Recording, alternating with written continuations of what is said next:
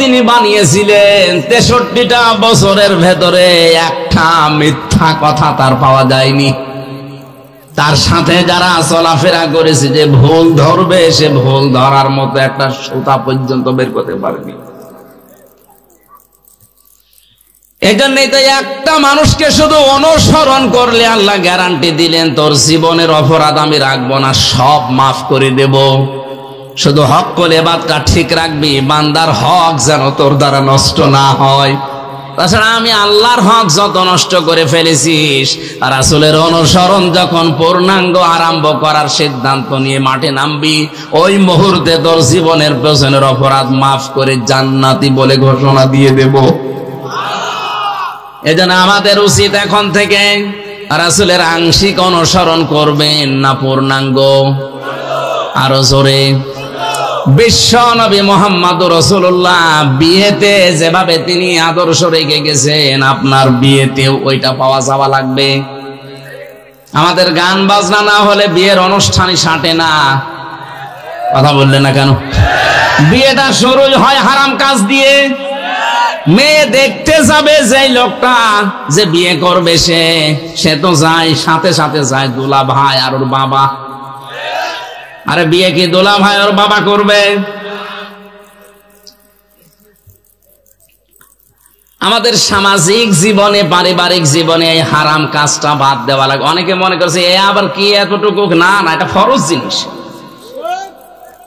আপনার কি ওই মেয়েটা দেখা যায় যাচ্ছে, আপনি তোর বাবা, এই ছেলের বাবা, আপনি না জানি আপনার যদি পছন্দ হয়, আপনি যদি বলেন ছেলে তুই থাক আমি দেখি,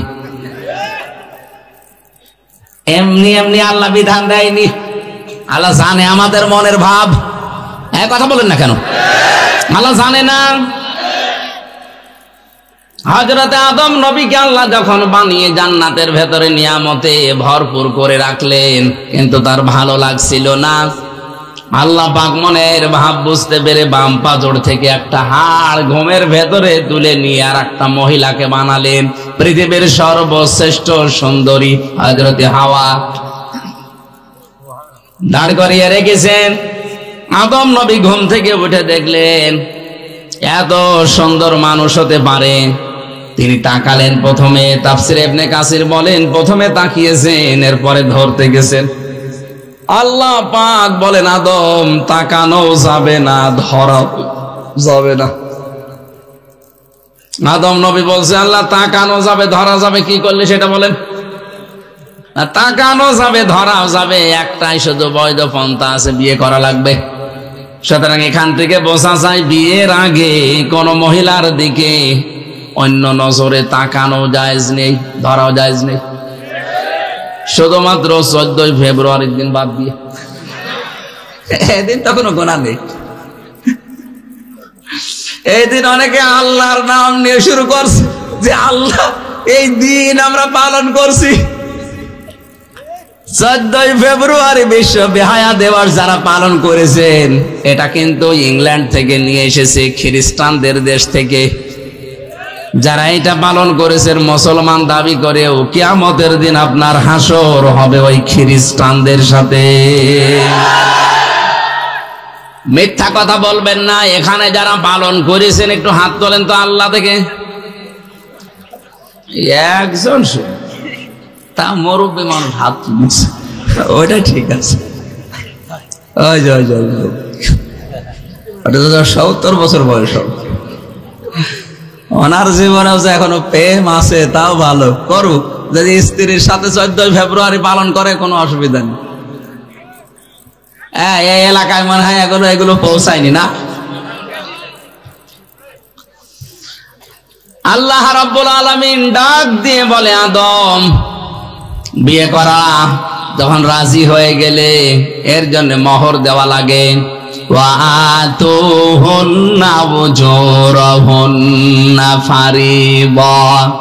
দেন মোহরের টাকা স্ত্রী লোককে দেওয়া নফল না ফরজ? এটা নামাজের মতো ফরজ। ফরজ মনে করে দিয়ে দাও। উনি ডাক দিয়ে বলে রব্বুল আলামিন আমার কাছে তো এন্টি পকেট কিছুই নেই, আমি দেব কি? আল্লাহ পাক ওই সময় বলেছিলেন, আদম আমার দোস্ত মুহাম্মদ রাসূলুল্লাহর নামে 10 বার দরুদ পড়ো, ওইটাই তোমার দেন মোহর হিসাবে আমি মেনে নিলাম। দরুদ পড়ার পরে আল্লাহ ডাক দিয়েছেন, কুলনা ইয়া আদম উসকুন আনতা ওয়া যাওজুকাল জান্নাতা ওয়া কুলা মিনহা রাগাদান হাইসু শি'তুমা ওয়া লা তাকরাবা হাদিহিশ শাজারাতা ফাতাকুনা মিনাজ জালিমিন। ভালো করে খেয়াল করবেন, আমি ওই আয়াত পড়েছি জন্মের পর থেকেই, কই এভাবে তো বুঝি নাই। দেখেন তো কি তথ্য আছে আয়াতে। আল্লাহ আদম নবীকে বললেন, বিয়ে হয়ে গেছে, বউ নিয়ে বাবার বাড়ি চলে যাও। আদমের বাবার বাড়ি মানে আদমের বাড়ি জান্নাত। আদমের বাড়ি কি? আর আমাদের বাবার বাড়ির নাম কি? আল্লাহ পাক আমাদের বাবাকে বিয়ে করার পরে বললেন, বউ নিয়ে চলে যাও বাড়িতে। তার মানে এটাই কোরআনের নিয়ম, বউ নিয়ে বিয়ে করে আপনার বাবার বাড়িতে আপনি যাবেন। আর এখন অনেকেই ঘর জামাই থেকে যাচ্ছে না, এলাকায় ঘর জামাই নেই। আপনি একটা আহাম্মক না, বিয়ে করে মেয়ে নিয়ে যাবেন আপনি নিজের বাবার বাড়ি, না নিজের শহর থেকে যাচ্ছেন। আল্লাহ পাক আয়াতে কিন্তু শব্দের দিকে খেয়াল করলে দেখবেন, বলেন তোমার বউ নিয়ে তোমার বাড়ি যাও। শুধু বাড়ি যায় কি করবা? ওয়াকুলা মিনহা হাইসু শি'তুমা। এই খেয়াল করেন, আরবি গ্রামার যারা বোঝে, এখানে শব্দ কিন্তু আংতা ওয়াকুলা আল্লাহ দেয়নি, একবারে ওয়াকুলা দিয়েছেন। আজ যারা নারী পক্ষ, নারী স্বাধীনতা আন্দোলন, নারী বিপ্লব পরিষদ, নারী মুক্তি পরিষদ নাম করে চিল্লাচ্ছেন যে কোরআন নারীদের অধিকার দেয়নি, আরে শয়তান ওয়াকুলা। আল্লাহ পাক পুরুষের দিকে ঝোঁকেন নাই, নারীর দিকেও ঝোঁকেন নাই, মাঝামাঝি থেকে বলেছেন ওয়াকুলা, দিয়ে বচন দিয়ে দিলাম। হে আদম, তোমার বাড়িতে যেখানে ইচ্ছা যাবে, যা ইচ্ছা খাবে, ঠিক আছে, কিন্তু তুমি যেই মানের খাবার খাবে, যেই মানের পোশাক পরবে, সেই মানের জায়গায় থাকবে। ওই রকম খাবার, ওই রকম পোশাক, ওই রকম মানের জায়গায় স্ত্রীকে রাখা লাগবে। আজ অন্যান্য ধর্মের লোকেরা চিল্লাচ্ছে ইসলাম কি দিয়েছে, কি দিয়েছে আপনি টের পান? আপনি তো জানেনই না কি দিয়েছে। পৃথিবীর অন্য ধর্মগুলোর দিকে তাকালে আপনি দেখবেন মেয়েদের যে সমস্ত বিষয়গুলো, ওরা নিজেদের সম্পত্তি থেকে এদের বঞ্চিত করার জন্য ওদের ধর্মীয় নিয়মে ঘোষণা দেয়। আর আমাদের ধর্মীয় নিয়মে আছে, মেয়েকে তার সম্পত্তি না দিলে ওই বাবা, ওই গার্জিয়ান জাহান্নামে যাবে। এত বড় কঠিন বাক্য পৃথিবীর অন্য কোন ধর্মে নেই। এখানে কত শরীক ফাঁকি দেওয়া মানুষ বসে আছে, অথচ হজ করে এসেছে। হজে যাওয়ার আগে ছেলের নামে ভালো ভালো জমিগুলো, সম্পদগুলো লিখে দেয়, আর মেয়ের মাথায় হাত দিয়ে বলে, মা তোর জন্য দোয়া করে দিলাম, যা। এটা নির্ভেজাল শয়তান। ওনার হজ কবুল হয়ে বাংলাদেশে আসা দূরের কথা, জিদ্দার বিমানবন্দরও পৌঁছাবে না। যারা শরীক ফাঁকি দিয়েছেন তাদের বড় ক্ষতি হবে দুইটা। এখানে তাকান, সে মেয়ে হোক, ভাই হোক, বোন হোক, ফুফু হোক, যারা শরীক ফাঁকি দিয়েছেন, এমনকি জনগণ হোক, যারা শরীক ফাঁকি দিয়েছেন, শোনেন তিরমিজি শরীফ, দুইটা ক্ষতি হবে আপনার। এক নাম্বারে, আপনার যখন থেকে শরীক ফাঁকি দিয়ে ফেলেছেন, ওই দিন থেকে মরণ পর্যন্ত জীবনের কোন ইবাদত আপনার মাথার উপরে উঠবে না।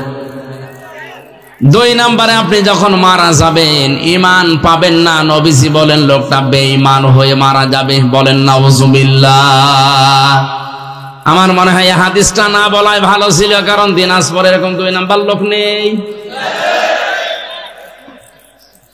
শরীক ফাঁকি দেওয়া মানুষ যদি থাকেন, একটু দাঁড়িয়ে আমারে দেখান।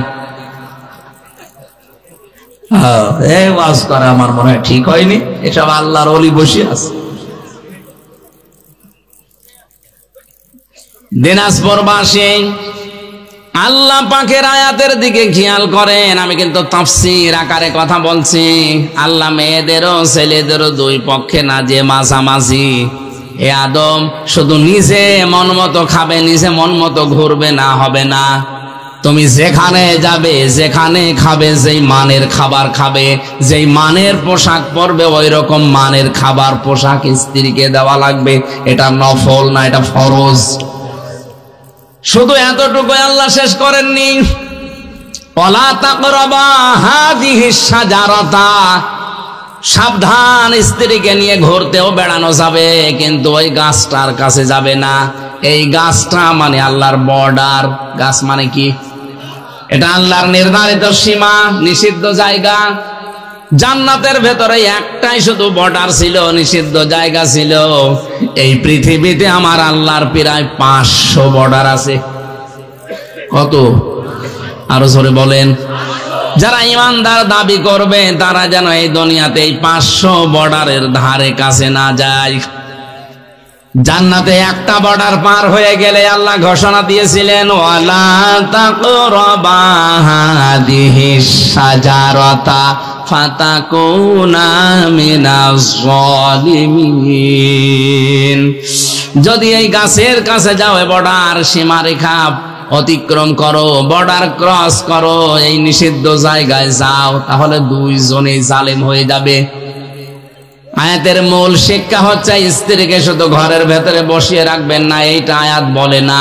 আয়াত বলেছে হাইসো সে তোমা, যাও, বেড়াতে যাও। স্ত্রীকে নিয়ে আপনি বেড়াতে যাবেন, অনুষ্ঠানে যাবেন, কিন্তু সাবধান, যেই স্থানে গেলে, যে অনুষ্ঠানে গেলে আপনার নিজেরও বর্ডার থাকে না, আপনার বড় বর্ডার থাকে না। বর্ডার মানে এখানে পর্দা, বর্ডার মানে আরো জোরে, জান্নাতের ভেতরে বর্ডার মানে গন্ধম গাছ। আর পৃথিবীতে আমাদের জন্য বর্ডার আছে যেহেতু 500, এর ভেতরে একটা বর্ডারের নাম পর্দা। আসতে বলেন। তাহলে এমন অনুষ্ঠানে যাওয়া যাবে না যেখানে গেলে নিজেরও পর্দা থাকে না, স্ত্রীরও পর্দা থাকে না। এরকম অনুষ্ঠানে যাওয়া যায় না। যদি আল্লাহর বর্ডার ক্রস করে, পর্দা লঙ্ঘন করে, বেপর্দা হয়ে ভাবে যায় আর ওখানে আনন্দ ফুর্তি করে, বুঝতে হবে আল্লাহর ভাষায় দুইজনেই জালেম হয়ে গেছে। এই হিসাবে বাংলাদেশে এখন জালেম কম না বেশি? আমি পারিবারিক জীবনের কথা বলছিলাম, যে মানুষ বিয়ে করবে তারে নাই দেখা যায় যাচ্ছে। আপনি দুলাভাই হিসাবে গিয়ে আপনিও দেখছেন, আপনার শ্বশুরও দেখতেছে। বলেন নাউজুবিল্লাহ। যেন হারাম কাজ দিয়ে আমাদের শুরু হচ্ছে পরিবার, তে সন্তানাদিগুলো ভালো হবে কি দিয়ে? আশা করছি পারিবারিক জীবনে আমাদের এই আয়াতটা মেনে নেওয়া দরকার, অন্তত পর্দা যেন লঙ্ঘন না হয়। বেপর্দা পরিবারে মেয়ে বিয়ে দেওয়ার চাইতে মেয়েকে কেটে ভাসিয়ে দেওয়া ভালো, কারণ ওখানে গেলেও জাহান্নামের আগুনে পড়বে। এই কথা বলেন না কেন? আমরা পারিবারিক ভাবে যদি একটু সচেতন হই, দেখেন মুসলমানের দেশে পর্দারে পরিবেশ ফিরিয়ে আনেন। হ্যাঁ, অনেকে চেষ্টা চালাচ্ছে এ দেশে বেপর্দার লাইন খুলতে, কিন্তু আমরা এটা চাই। আরো জোরে বলেন চাই। আল্লাহ আমাদেরকে পর্দা মানার তৌফিক দিন, বলেন আমিন। রাসূলের অনুসরণ আমরা কি আংশিক চাই না পূর্ণাঙ্গ? আরো জোরে। আল্লাহ জীবনে পূর্ণাঙ্গ অনুসরণ করার তৌফিক দাও, বলেন আমিন। আমার তেলাওয়াত কিন্তু আয়াত সূরা বাকারার 190 নম্বর আয়াত, এখান থেকে আমি আরম্ভ করছি। জবান খুলে কোরআনের সোনালী আয়াত পড়েন। আউযু বিল্লাহি মিনাশ শাইতানির রাজিম।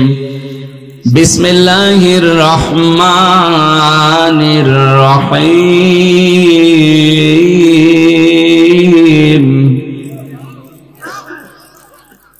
না, আমি অ্যাক্টিভতা পাচ্ছি না। এই একটু একটু একটু এইদিকে আয়াতটা শেষ করি নাকি মোনাজাত করে দেব? 77 প্রকার হয়তো সব বলা সম্ভব হবে কিনা জানি না, প্রায় 70টা পৃষ্ঠা লিখেছি। এত তো সম্ভব না, যে কয়টা পারি আমার শরীর এবং কণ্ঠ যত সাপোর্ট করে বলছি। বাকিটা গাড়ি থেকে বই আছে, বইয়ের ভেপে আর বউ আপনাকে দেবে, দুইজন পড়াপড়ি করেন, সংসারে অন্তত আমার মনে হয় পরকীয়া প্রেম যাদের আছে এটা কেটে যাবে।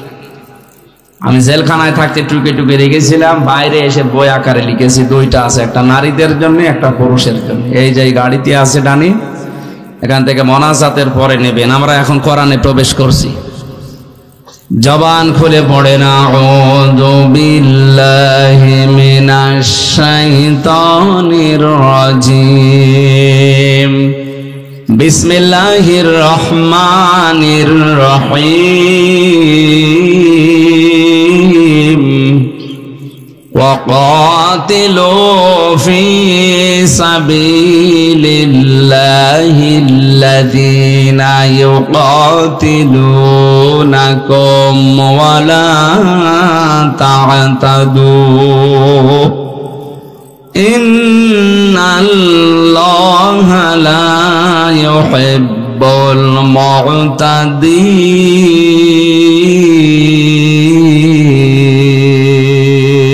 المعتدين। সূরা বাকারা 286টা আয়াত আছে, 40টা রুকু আছে, মাত্র একটা আয়াত পড়েছি, আয়াত নাম্বার 190। 100 আল্লাহ পাক বলেন কাতিলু, তোমরা লড়াই করো, হত্যা করো। শব্দের প্রথমটা শুনে বোঝা যাচ্ছে আল্লাহ মনে হয় মারামারির পক্ষে না, মানে আপনি তাকান, কাতিলু তোমরা কতল করো, তোমরা লড়াই করো, সংগ্রাম করো, আন্দোলন করো। সূরা আনাম, কি আনাম না, আনফাল, সূরা আনফালের 18 নম্বর আয়াতে আছে, ফালাম তাকতুলুহুম ওয়ালাকিন্নাল্লাহা কাতালাহুম। হে নবী, আপনি তাদেরকে তো হত্যা করেননি, আমি আল্লাহ নিজে তাদেরকে হত্যা করেছি। তার মানে এই সমস্ত আয়াতগুলো পড়লে মনে হয় আল্লাহ মনে হয় মারামারি, হত্যা এর পক্ষে না। এই কথাটা আন্দাজে যদি কেউ নিয়ে এই যে বোমাবাজি যারা করে ইসলামের নাম নিয়ে, এদের পেছনে হাত দিয়ে দেখবেন কোটি কোটি টাকা এদের ইহুদিরা দিচ্ছে। এই পৃথিবীতে আজ হাজারো মানুষ ইসলামের নাম নিয়ে এদের প্রথম শব্দটা শুনেই মারামারিতে লিপ্ত হয়ে যাচ্ছে, হত্যা করতে চাচ্ছে না। আল্লাহ কিন্তু হত্যার কথা উদ্বুদ্ধ করার পরেই তিনি ওয়ালা তা'তাদু দিয়েছেন, যে সীমা লঙ্ঘন করা যাবে না। ফি সাবিলিল্লাহি, তোমরা লড়াই করবা, সংগ্রাম করবা, হত্যা করবা, কিন্তু রাস্তা হবে আল্লাহর। আর আল্লাহর রাস্তায় নবীজির যে 40 বছর থেকে শুরু করে 63 বছর, এই 23 বছরে তিনি নবুয়তের জিন্দেগিতে নিজে 27টা যুদ্ধের সেনাপতি হয়ে দায়িত্ব পালন করেছিলেন। আসতে বলেন, তিনি কি আয়াত জানতেন না? কোন দিন নিজের হাতে তো একটা মানুষও হত্যা করেননি। আল্লাহ হত্যা করার কথা বলছেন আল্লাহর রাস্তা। এটা কেমন রাস্তা, কোন রাস্তা, কিসের রাস্তা? এই রাস্তাগুলো আমাদের ব্যাখ্যা করা লাগবে এখন। এই পৃথিবীর ময়দানে যারা ইমানদার তারা লড়াই করতে থাকবে, তারা আন্দোলন করবে। আল্লাযীনা আমানু ইউকাতিলুনা ফি সাবিলিল্লাহ। সূরা নিসার 76 নম্বর আয়াতের প্রথম অংশে আছে, আল্লাহ পাক বলেন যাদের ঈমান আছে তারা সারাটা জীবন লড়াই করবে, সংগ্রাম করবে, কিন্তু রাস্তা হবে আল্লাহর। ওয়াল্লাযীনা কাফারু আউলিয়াউহুমুত তাগুত। আর যারা কাফের তারাও লড়াই করে, সংগ্রাম করে, আন্দোলন করে, কিন্তু তাদের রাস্তা হবে শয়তানের। এখান থেকেই ভাগ হয়ে যাবে, আপনি আল্লাহর রাস্তায় থাকবেন না তাগুতের রাস্তায়।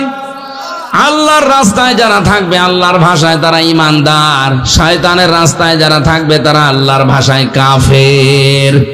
বাংলাদেশে এখন ঈমানদার আর কাফের বোঝার জন্য কারো ফতোয়া লাগবে না, আপনি নিজেই যথেষ্ট। এদেশে যাদের আন্দোলন সংগ্রাম, যাদের মিছিল মিটিং সব আল্লাহর জন্য হয়, আল্লাহর রাজ কায়েমের জন্য, বুঝবেন এরা ঈমানদার। আর যারা মানুষের তৈরি করা নিয়ম নীতিগুলো দুনিয়ায় প্রতিষ্ঠা করার জন্য আন্দোলন করে, সংগ্রাম করে, মিছিল মিটিং করে, টাকা পয়সা খরচ করে, বুঝবেন এটা কাফের। ইকাতিলুনাকুম, তোমরাও তাদেরকে হত্যা করো যারা তোমাদেরকে হত্যা করেছে। আজ ফিলিস্তিনে লক্ষ লক্ষ মানুষকে এই ইসরায়েলের দখলদারীরা নিজেরা থাকার জায়গা পেত না, ওদেরকে থাকার জায়গা দিয়ে এখন উড়ে এসে জুড়ে বসে ওদেরকে হত্যা করছে। কথা বলে না কেন? শুধু ফিলিস্তিনে না, তামাম দুনিয়ার দৃশ্য এটা। যাদেরকে আমরা আশ্রয় দিই তারা আজ আমাদেরকে মেরে ফেলার চেষ্টায় আছে। যাদেরকে আমরা ঘর বাড়ি দিলাম, থাকার জায়গা দিলাম, এ জমিন তো আজ এ জমিন আল্লাহ মুসলমানদের জন্য অক্ষ করে দিয়েছেন। ইন্নাল আরদা লিল্লাহ, তামাম দুনিয়ার জমিন আল্লাহর জন্য। ইউরিসুহা মাইয়াশাউ মিন ইবাদি, আল্লাহ পাক জমিনের ওয়ারিস বানিয়েছেন, উত্তরাধিকারী বানিয়েছেন ইমানদারদের, তার বান্দাদের। কাদের? বলেন বলেন। সুতরাং এই পৃথিবীর বৈধ মালিক যারা ঈমান আছে তারা, বাবা মারা গেলে যেমন অটোমেটিক সন্তান ওয়ারিস সূত্রে জমির মালিক হয়ে যায়, এই পৃথিবী আল্লাহ ঈমানদারদের জন্য ওয়ারিস বানিয়েছেন। জোরে বলেন আল্লাহু আকবার। আর আমাদেরকে আজ আপনি থাকতে দেবেন না, মেরে পিটিয়ে হত্যা করে বিদায় করে দিতে চাচ্ছেন। এই জন্য আল্লাহ জানিয়েছেন তোমাদেরকে যতটুকু মারবে, বাড়ি থেকে বের করে দেবে, যতটুকু অত্যাচার করবে অতটুকু তোমাদের উপরে করা জায়েজ আছে, কিন্তু সাবধান, ওয়ালা তা'তাদু, সীমা লঙ্ঘন করা যাবে না। ইন্নাল্লাহা লা ইউহিব্বুল মু'তাদিন, কোন সীমা লঙ্ঘনকারীকে আল্লাহ পছন্দ করে না। এই আয়াত থেকে আল্লাহ তাফসীর আকারে আমি সাজিয়েছি। এদিকে তাকান। এ পৃথিবীতে যত ঘৃণিত কাজ আছে, সবচাইতে আল্লাহর কাছে ঘৃণিত কাজ হচ্ছে দুনিয়ায় যে কোনো বিষয়ে সীমা লঙ্ঘন করা, বর্ডার ক্রস করা, লিমিট ক্রস করা। কথা বলেন ঠিক কিনা? আমরা এই আয়াত থেকে তাফসীর পড়তে গিয়ে পেয়েছি পৃথিবীর যত জাতিকে আল্লাহ ধ্বংস করেছেন, সব জাতির পিছনে কারণ ছিল একটাই, তারা সীমা লঙ্ঘন করেছে। হযরত হুদ আলাইহিস সালামের জামানায় তার জাতিরা সীমা লঙ্ঘন করেছিল। লূত নবীর জামানায় তারা সীমা লঙ্ঘন করে পুরুষে পুরুষে বিয়ে করা আরম্ভ করেছিল। এই যে লাওয়াতাত যেটা বলা হয়, যেটা আজ ট্রান্সজেন্ডারের নামে অনেকে চালু করতে চাচ্ছে। আল্লাহ জর্ডানে ডেড সি বানিয়ে, মৃত সাগর বানিয়ে দিয়েছে তাদেরকে পুরা উল্টিয়ে। সালে নবী আলাইহিস সালামের জামানায় ওরা সীমা লঙ্ঘন করেছিল, ওজনে কম বেশি করে, আর কারো মাল নিয়ে গেলে ছিনতাই করে নিত। এই দুইটা সীমা লঙ্ঘনের কারণে হযরতে সালেহ নবীর জাতিকে আল্লাহ ধ্বংস করে দিয়েছে। আজ যারা বাংলাদেশে ওজনে কম বেশি করছেন, ওজনে কম বেশি মানে কি? অনেকেই মনে করে ওজনে কম বেশি মানে ওই দাড়ি পাল্লা। যারা দোকানদারি করছে, ব্যবসা করছে, ওদের জন্য না। ওজনে কম বেশি মানে নেওয়ার সময় বেশি নেয়, দেওয়ার সময়। আরো জোরে বলেন। আজ আপনি শিক্ষকতা যারা করছে, বিচারালয়ে যারা আছে, প্রশাসনে যারা আছে, মিলান, নেওয়ার সময় একজন শিক্ষক কিন্তু প্রাইমারি থেকে মাস্টার্স পর্যন্ত যারা ক্লাস নেয়, এরা নেওয়ার সময় শিক্ষকগুলো বিভিন্ন জায়গা থেকে জ্ঞান তো ঠিকই আহরণ করেছিল, কিন্তু ক্লাসে দেওয়ার সময় এখন এই স্যারেরা আর ঠিক মতো দিতে চায় না, বলে প্রাইভেট পড়া লাগবে আর কোচিং করা লাগবে। কোরআনে কারিমেদের জন্যই জানিয়েছে ওয়াইলুল লিল মুতাফফিফিন আল্লাযীনা ইযা তালু আলান নাসি ইয়াস্তাউফুন। আল্লাহ পাক বলেন ধ্বংস হয়ে যাক ওই দোকানদার গুলো, ওই মানুষগুলো যারা নেওয়ার সময় বেশি নেয়, দেওয়ার সময় কম দেয়। আজ আমি আয়াতের সাথে মিলিয়ে 1 থেকে মাস্টার্স পর্যন্ত প্রাইমারি স্কুল, কলেজ, বিশ্ববিদ্যালয়, মাদ্রাসা আমি মিলিয়ে দেখেছি হাজার হাজার শিক্ষক আল্লাহর লানত প্রাপ্ত। আরে ভাই, একটা শিক্ষক হতে হলে তো জ্ঞান অর্জন করা লাগে, কম না? বিশ্ববিদ্যালয়ে যারা মাস্টার্সে ক্লাস নেয়, এই সমস্ত ডক্টররা, কত বড় বড় ডিগ্রি বিভিন্ন দেশ থেকে নিয়ে এসেছে, কত কষ্ট করে, কত পড়াশোনা তাদের করা লাগে, যোগ্যতা। কিন্তু ক্লাসে দেওয়ার সময় অধিকাংশ স্যারগুলো দেখি না, এগুলো আর ক্লাসে ডেলিভারি দিতে চায় না। তখন প্রাইভেট ভার্সিটিতে যে ক্লাস নেয় আর বলে প্রাইভেট পড়ো নাই কোচিং করো। এই কথা বলেন না কেন? এরকম কলেজ দেশে নেই, এরকম স্কুল নেই, এরকম প্রাইমারি নেই। আপনি কি মনে করছেন যে আমি নামাজ পড়ি, রোজা রাখি, আমি পর্দা করে চলি, আমার ব্যবসা হালাল, আমি মাপ পেয়ে যাব? আরে ভাই, আপনি তো ওজনে কম বেশি করছেন। আশা করছি যত শিক্ষক আছে পৃথিবীতে, এই আওয়াজটা যত জায়গায় পৌঁছাবে আমি এমনি বলি নাই, আমার বিশ্ববিদ্যালয়ের দিকে তাকিয়ে বলছি। আমার একজন স্যার আমি যা দেখেছি, শুধু আমার ডিপার্টমেন্টে এরা জ্ঞানের সাগর, কিন্তু ওইভাবে যদি আমাদেরকে দিত আমরা অন্তত কিছু না কিছু পেতাম। স্যার তো এই জন্য আমি আর নিচে নামতে পারলাম না, কারণ কালকে আবার না জানে বদুয়া দিয়ে যাইকেনি। শ্রদ্ধাভাজন শিক্ষক মন্ডলী, আল্লাহর কসম, কোরআন আমার সামনে, আপনাদেরকে আমি জীবনের চাইতেও বেশি ভালোবাসি। কোরআন পড়ে আমি যতটুকু বুঝতে পারছি যে আপনারা কিন্তু ধরা খাবেন। 73টা ক্লাস নেওয়ার কথা 6 মাসে, অথচ 3-4টে ক্লাস নিয়ে বাকিগুলো বলে তোরা পড়ে নিবি।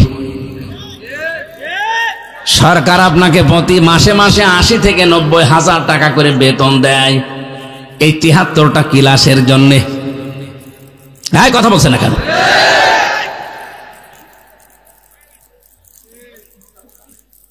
নাকি একটু বেশি হয়ে গেল? ঠিক আছে, মানে এইটাই আসো। আজ আমাদের কলেজে, স্কুলে, হাই স্কুলে, বিশ্ববিদ্যালয়ে, মাদ্রাসায় প্রাইভেট পড়ো, কোচিং করো। কেন? আপনাকে 8 ঘন্টা সরকার দায়িত্ব দিয়েছে খেলা করার জন্য। যেগুলো আপনার ভেতরে আছে ওইগুলো সঠিকভাবে ডেলিভারি দিতে পারেন না। আজ এই যে চেয়ার, এই মঞ্চগুলো, এই মেম্বারগুলো এখন আমরা খেয়ানত করে ফেলছি। যেগুলো আমরা নিয়ে আসি ডেলিভারি দিতে পারে না, একবারে পেছন থেকে আওয়াজ দেয় হুজুর, এক হুজুরই সব। আমরাও পড়ে যাচ্ছি। আজ হাজার হাজার বক্তা, আলেম, আলোচক যারা খতিব, এরা কিন্তু ধরা খেয়ে যাচ্ছে। একজন খতিবের দায়িত্ব ছিল 7 দিনে এলাকায় যা হয়, পরিবার, ব্যক্তি, সমাজ, রাষ্ট্রে, ওইটা 7 দিন এক জায়গায় করবে, সামারাইজ করে করে কোরআন আর হাদিসের সাথে মিলিয়ে মেম্বারে 7 দিন পরে পরে বলবে। এরকম মসজিদ বাংলাদেশে কোনটা আছে আপনি দেখান? বায়তুল মোকাররমে যা লিখে দেওয়া হয় তাই বলা লাগবে। জোরে বলেন সুবহানাল্লাহ। ব্যক্তি, পরিবার, সমাজ, রাষ্ট্র থেকে অন্যায় তুলে দেবেন কি করে? অথচ ইমামদের, খতিবদের, মাওলানা, আলেম সারা আছে দায়িত্বশীল, তাদের এইটাই ছিল মেম্বারের হক। আপনি নেওয়ার সময় তো ঠিকই নিলেন, আমি তো 7 দিন ধরে ধরে মনে করেন আমি পড়লাম পরিবার, সমাজ, রাষ্ট্রে কি দরকার। জমার দিন আমি খুতবায় বলবো, আমি আর বলতে পারি না। সামনে সভাপতি পেট উঁচু করে বসে আছে, সেক্রেটারি আর ক্যাশিয়ার বলছে হুজুর, এক হুজুরে আমি সব ভুলে খেয়ে ফেলেছি।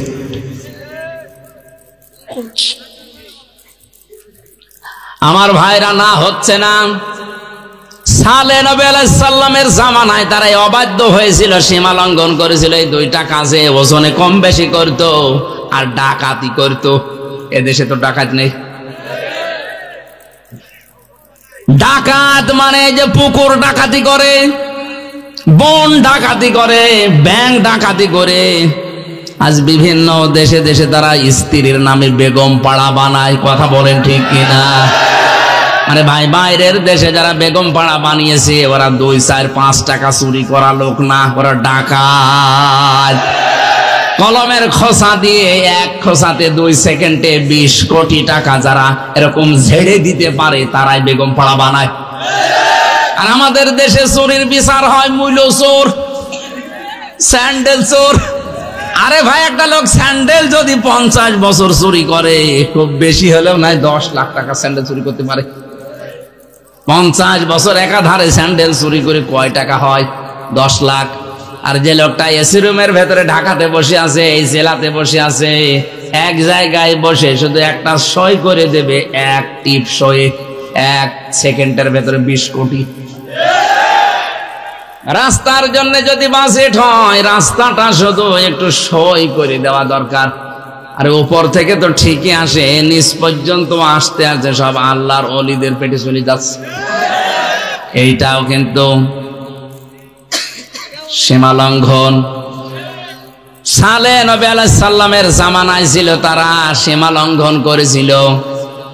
হযরতে সালেহকে ডাক দিয়ে বলেছে, সালেহ তুমি যে নবীর দাবি করো, উট নিয়ে এসে দেখাও একটা গর্ভবতী উট, তাও পাহাড়ের উপর থেকে। হযরতে সালেহ নবী সিজদায় গিয়ে বলে, রব্বুল আলামিন দয়া করে তুমি আমাকে সাহায্য করো, আমার উম্মতরা নাই তো মানবে না, দেশ থেকে আমারে বের করে দেবে। আল্লাহ পাক বললেন, আমি পাঠাতে পারি, পাঠানোর পরে যদি না মানে তখন কিন্তু তুমি দোয়া করবা না, তখন শাস্তি আসবে। এসে গেল 10 মাসের গর্ভবতী উট এসে হযরতে সালেহ নবী দেখলেন, বললেন, হাদিহি নাকাতুল্লাহি লাকুম আয়াতান ফাদারুহা তাকুল ফি আরদিল্লাহ। এটা আল্লাহর উষ্ঠি, সাবধানে যেখানে যাবে, যেখানে ইচ্ছা খাবে, এর কাছে খারাপ উদ্দেশ্যে কেউ যাবে না। আমার এই আয়াতের শিক্ষা হচ্ছে, পৃথিবীতে সালেহ নবী এসেছিলেন, ওই বিদায় নিয়েছেন, তার যে মুজিজা, যে উষ্ঠি, এটার কাছে কেউ খারাপ উদ্দেশ্যে গেলে ফায়াখুযাকুম আযাবুন আলিম, তাদেরকে যন্ত্রণাদায়ক শাস্তি আল্লাহ দিয়েছিল। এখন আমাদের নবী মুহাম্মদুর রাসূলুল্লাহর জীবনের শ্রেষ্ঠ মুজিজা কোরআন, এটাও যেখানে ইচ্ছা যাবে, যা ইচ্ছা করবে। এ কথা বলছেন না কেন? এখানে যা ইচ্ছা আছে, এখানে যা দেওয়া আছে তাই করবে, যেখানে যেখানে যাওয়া দরকার সেখানে যাবে। শুধু মাদ্রাসায়, শুধু খানকায়, শুধু মসজিদে বলেন, এটা যাবে পার্লামেন্টে, সচিবালয়ে, বিচারালয়ে, ইউনিয়নে, পরিষদে, সব জায়গায় এটা যেতে পারবে। আলা আলাহুল খলকু ওয়াল আমরু, আমি বানিয়েছি, আমার আইন চলবে। উট যদি যেখানে ইচ্ছা যেতে পারে, যা ইচ্ছা খেতে পারে, আল্লাহর এইটাও তো আয়াত। এই আয়াত যেখানে ইচ্ছা যাবে, যা ইচ্ছা করবে। যদি একে কেউ বাধা দেন, ফায়াখুযাকুম আযাবুন আলিম, আল্লাহ বলেন যন্ত্রণাদায়ক শাস্তি আসবে। সালেহ নবী আলাইহিস সালামের জামানায় তারা আল্লাহর এই বর্ডার, এই উষ্টিকে হত্যা করেছিল, সীমা লঙ্ঘন করে। আমার আল্লাহ তাদের ধ্বংস করে দিয়েছেন। আজও আমরা যদি এর কাছে খারাপ উদ্দেশ্য নিয়ে আসি, এর নিয়ম নীতিগুলো পাল্টানোর ব্যবস্থা করি, আল্লাহর কসম আমাদের উপরেও গজব আসবে। এজন্য সীমা লঙ্ঘন করা যাবে না যে কোনো কায়দায়। 2 নম্বরে আল্লাহ পছন্দ করেন না পৃথিবীতে যারা জালিম, যারা অত্যাচারী। জালিম কাকে বলে? যে জিনিস যেখানে রাখা দরকার ওইটা ওই জায়গায় না রেখে অন্য জায়গায় যারা রাখে তারা জালিম। এ টুপি রাখা দরকার কোথায়? কেউ যদি টুপি পায়ের সাথে বেঁধে রাখে, ও জালিম। এক কথা বলেন না কেন? স্যান্ডেল রাখা দরকার পায়, কেউ যদি মাথায় নিয়ে সব সময় ঘুরে বেড়ায়, ওটা স্যান্ডেলের সাথে জুলুম। কারণ তো স্যান্ডেল থাকবে পায়। এ কোরআনে কারিম থাকা দরকার ছিল কোথায়? উপরে। অথচ সেখান থেকে আপনারা পেছনে ফেলে দিয়ে শুধুমাত্র দুনিয়া দুনিয়া নিয়ে ব্যস্ত। এটা কিন্তু এক ধরনের জুলুম। আমি কোরআনের সবচাইতে আশ্চর্য হয় সূরা শুরার 42 নম্বর আয়াতটা পড়তে গিয়ে, এই এদিকে তাকান। আল্লাহ রাব্বুল আলামিন বলেন, ইন্নামাস সাবিলু আলাল্লাযিনা ইয়াযলিমুনান নাস। অবশ্যই আমি আল্লাহ মামলা দেব তাদের বিরুদ্ধে যারা মানুষ হয়ে মানুষের উপরে জুলুম করে। এই বাংলাদেশে আমার এই আয়াতটা পড়ার পরে মনে হয় এদেশে এখন 100 জনের প্রায় 98 জন আল্লাহর মামলার আসামি। মামলার বাদী যত শক্ত হয়, মামলা কিন্তু কঠিন হয়। এই কথা বলেন না কেন? আজ নফসের উপরে জুলুম করছেন, পরিবারের উপরে জুলুম করছেন। আজ অনেক শাশুড়ি আছে বৌমার উপরে জুলুম করছে। যৌতুকের টাকা দিতে পারে না, গরিবের মেয়ে, চেহারা ভালো না, এই জন্য ছেলেকে বারবার বলে রে বাদ দিয়ে দে, অথবা এমন কায়দায় অত্যাচার করে সে বাদ নিতে বাধ্য হয়, অথবা গলায় দড়ি নিয়ে বিষ খেয়ে মরতে বাধ্য হয়। কথা বলেন না কেন? এরকম শাশুড়ি দেশে আছে না নেই?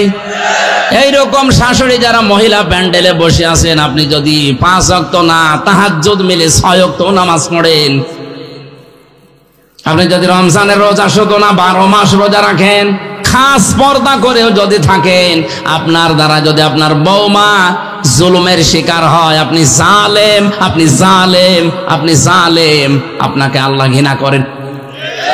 আর আসতে বলেন, যে সমস্ত বৌমাগুলো বসে আছেন, শাশুড়িকে নিজের মায়ের মতো যদি মনে করতে পারতেন, আমারে কোরআন সাক্ষী, আল্লাহর কসম করে বলছি, দুনিয়ায় কোন পুরুষ তার মা বাবাকে আলাদা করে দিত না। আপনার কারণে আলাদা করা লাগে, আপনি মনটা একটু উদার করতে পারেন না? আজ বাংলাদেশের জামাই যারা আছে, এই দেশের জামাইগুলো তাদের শ্বশুরকে শাশুড়িকে যেই নজরে দেখে, যেভাবে মহাব্বত করে, যেই মনে দেখে, বৌমাগুলো যদি স্বামীর মার বাবাকে ওই নজরে দেখতো, এই বাংলাদেশে আমার মনে হয় কোনোদিন কেউ আলাদা হতো না। পরিবারে এদের এই শুধু কানাকানি, তালাতালি, কান কথার কারণে পরিবারগুলো মিনি জাহান্নাম হয়ে গেছে। এই লোকটা সারাদিন বাইরে থেকে কাজ করে এসে বয়ের গোমরা মুখ, মায়ের গোমরা মুখ এখন করবে কি? বাধ্য হয়ে শেষ পর্যন্ত মানসিক রোগী হয়ে যায়। বেশি বলে ফেললাম? সম্মানিত মা বোনেরা, আমরা জামাইরা যেভাবে আছি, আপনারা একটু উদার হন। ওটা যদি আপনার মা বাবা হতো, কোনোদিন আপনি কিন্তু বৃদ্ধাশ্রমে রেখে আসতে বলতে পারতেন না। আপনার যা করা লাগে আপনি তাই করতেন। এ লোকটা 25 বছর 30 বছর পর্যন্ত ওই মেয়েটা, ওই ছেলেটা এর পেছনে শ্রম দিয়ে এ পর্যন্ত বড় করে আপনার হাতে দিল, আর আপনি এখন 3 কথার কবুল বলে একেবারে সব দায়িত্ব নিয়ে নিয়েছেন। মা বাবা এখন ডিলেট হয়ে যাবে মানে? এইরকম যারা ছোট মানসিকতার মন মানসিকতা তৈরি করছেন, আপনার সন্তানও কিন্তু ঠিক ওই রকমই করবে যেটা শাশুড়ির সাথে করছেন।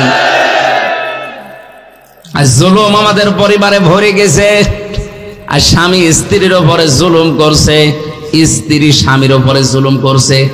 স্বামী স্ত্রীর বড় জুলুম হচ্ছে এই দেশে এখন পরকীয়া প্রেম।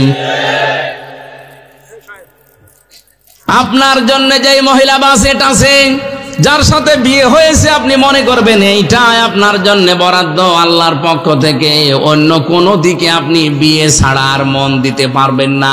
যদি দেন আপনি জালেম হবেন। যেই মহিলা বিয়ে হয়েছে আপনার স্বামীর সাথে, মনে করবেন এইটাই মরণ পর্যন্ত আপনার। হ্যাঁ, স্বামীর ইনকামে আপনাকে আবার সন্তুষ্ট থাকা লাগবে। নবীজি বলেন ওই মহিলাকে, হযরতে আইয়ুব নবীর স্ত্রীর সাথে আল্লাহ জান্নাত দেবেন যেই মহিলা নিজের স্বামীর ইনকামের উপরে খুশি থাকে। আপনার স্বামীর ইনকাম প্রতি মাসে 20,000 টাকা, আপনার পার্লারে সাজতে লাগে 18,000 টাকা, ও এখন করবে কি? আপনাকে তো আল্লাহ ইচ্ছা করলে সালমান এফ রহমানের সাথে, আকিজের বড় ছেলের সাথে বিয়ে দিতে পারতো। কথা বলছে না কেন? সেই জায়গায় না দিয়ে এই লোকটার মতো একটা হুজুরের সাথে দিয়েছে, এর মাসে ইনকাম 20,000, ওর যদি সাজতে গোজতে লাগে 18,000, ও এখন চুরি করা ছাড়া, অবৈধ উপায় করা ছাড়া উপায় আছে? আল্লাহ অপছন্দ করে যারা অপচয় করে, অপব্যয় করে। এখানে শব্দ দুইটা, একটা অপচয় আর একটা অপব্যয়। আরবিতে একটা হচ্ছে ইসরাফ আর একটা তাবজির। ইসরাফ করাও হারাম, তাবজির করাও হারাম। ইসরাফ মানে বৈধ কাজে ব্যয় করা বেশি। আমার আম লাগবে 2 কেজি, টাকার গরমে আমি 10 কেজি আম কিনে 8 কেজি পচিয়ে ফেললাম, এটা হারাম। আসতে বলেন। আর তাবজির বলা হয় হারাম কোন কাজে টাকা খরচ করা, যেমন মদ খাওয়া, বিড়ি খাওয়া। এক কথা বলছেন কেন? এমনিতেই হারাম, এরপর আবার হারাম ডবল করে করছে। আল্লাহ এই মানুষগুলোকে সবচাইতে বেশি ঘৃণা করেন যারা অপচয় করে, যারা অপব্যয় করে। পড়া কোরআন পড়ে আমি শয়তানের ভাই পেয়েছি শুধু যারা অপচয় করে তাদেরকে। বড় বড় গুনার কথা কোরআনে আছে, কিন্তু শয়তানের ভাই আল্লাহ বলেননি। শয়তানের ভাই আল্লাহর দৃষ্টিতে তারা যারা এ দুনিয়ায় অপচয় করে, বলেন নাউজুবিল্লাহ। 5 নম্বরে মহান আল্লাহ বলেন যারা খেয়ানত করে, যারা পাপী। আমানতের খেয়ানতে দেশে এখন আছে না নেই? সব চাইতে বড় খেয়ানত হচ্ছে যে যে চেয়ারে বসার যোগ্য না তাকে ওই চেয়ারে বসাই খেয়ানত। এটা আমেরিকায় চলছে, বাংলাদেশে শুরু হয়নি। যার যোগ্যতা নেই চেয়ারে বসায় তারে জোর করে বসানো হয়, অথবা সে নিজেই জোর করে বসে। এটা আমানতের আমানতের আমানতের আমানতের খেয়ানত যারা করে তারা আল্লাহর নবীর ভাষায় মোনা মোনা মোনা। 6 নম্বরে নবীজি বলেন আল্লাহ তাদেরকে অপছন্দ করেন যারা ফাসাদ সৃষ্টি করে, বিশৃঙ্খলা তৈরি করে দুনিয়ায়। 7 নম্বরে যারা মন্দ কথা বলে, মন্দ কাজ করে। এতগুলো পয়েন্ট আর বলা যাচ্ছে না, আমার গলা ভেঙে যাচ্ছে। এই যে 7 প্রকার পর্যন্ত বললাম, অন্তত আমরা যেন এর ভেতরে যদি থাকি নিজেকে এখনই থামাই। 1 নম্বরে সীমা লঙ্ঘনকারী, 2 নম্বরে জালিম। কথা বুঝতেছেন? এই সমস্ত গুণ আমাদের ভেতরে আছে। 3 নম্বরে অহংকারী, 4 নম্বরে অপচয়কারী, অপব্যয়কারী, এরপরে খেয়ানতকারী, বিশৃঙ্খলা সৃষ্টিকারী, ভালো কথা না বলে মন্দ কথা বলে, গালিগালাজ করে, স্ট্যাটাস দেয়, এরম উল্টা পাল্টা। মানুষের ভেতরে বিভেদ তৈরি করার জন্য যারা চেষ্টা চালায়, মানুষের নামে যারা বানিয়ে বানিয়ে অপবাদ চালায়, অপবাদ দেয়, এই মানুষগুলোকে আল্লাহ সবচাইতে বেশি ঘৃণা করে। বুঝবেন যে এলাকায় মানুষের উপরে অপবাদ চাপানো হয় বেশি, যেই পরিবারে, যেই সমাজে, যে রাষ্ট্রে